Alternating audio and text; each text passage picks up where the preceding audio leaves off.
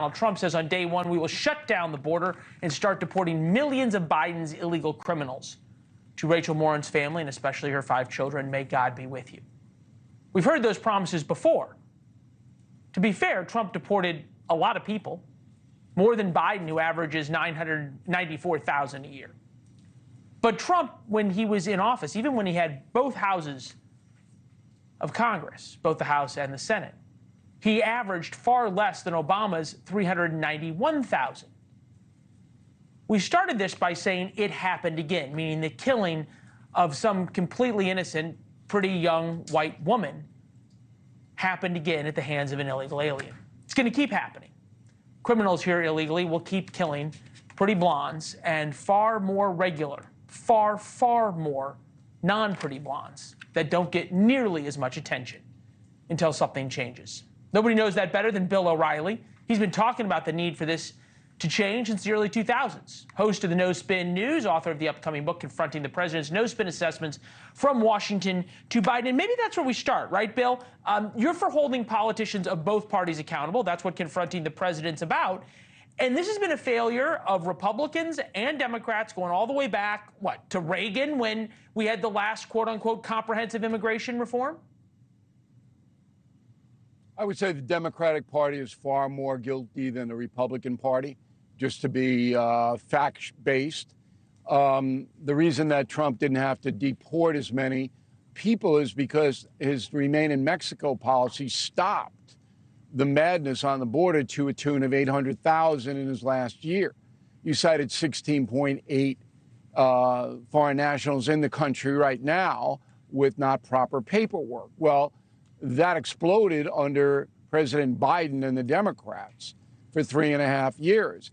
Their policy is insane. It's dangerous. Everybody knows it. Every honest person knows it. So the Republicans, they are caught because you have to do this legally, a deportation, and the federal government would stop any mass deportation. It would stop dead in the federal courts. And you have to do it in a humane way. You can't be dragging babies out of their homes. The emotional pull, and what it was, emotion. People go, I want them all deported. Well, that's not going to happen. I have a solution to the problem because that's what I do. I just don't whine about things or point them out. So if Trump is elected president, and I say that because Biden will never do this, he would issue an executive order on day one that says if you are in the country without proper paperwork, okay, you must register at your local post office. You have 3 months to do it. We need to know who you are, where you are, and what your circumstance is. And it would be forms that you would walk in a post office and get. Fill them out. They go to the Department of Homeland Security. Now, I estimate about 50% of migrants would not fill those papers out. They are immediately subject to deportation. You don't send it in, warrants are issued, blanket warrants, and you get deported if you're caught without that paperwork, okay? So that's a start. We have to know who they are, where they are. You can't do that with an executive order, Bill. Yes, you can. You can say you can't say that everybody who doesn't. You can't say that everybody who doesn't fill the form out is subject to immediate deportation with executive order. Sure, you can.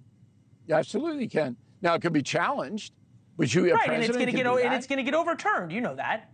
Man, I don't know about that. I think that comes under the executive powers. He can do that because he's not punishing anybody.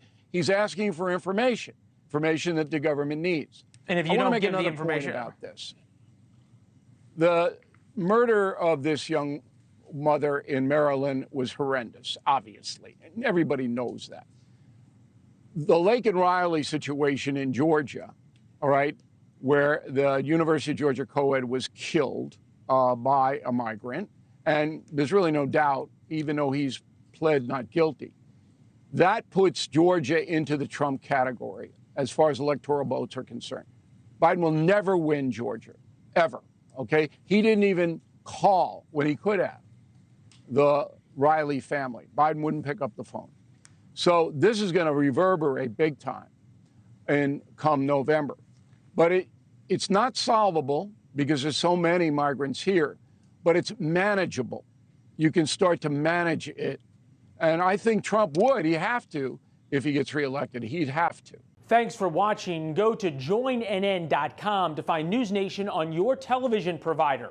And don't forget to click the red subscribe button below to get more of NewsNation's fact-driven, unbiased coverage.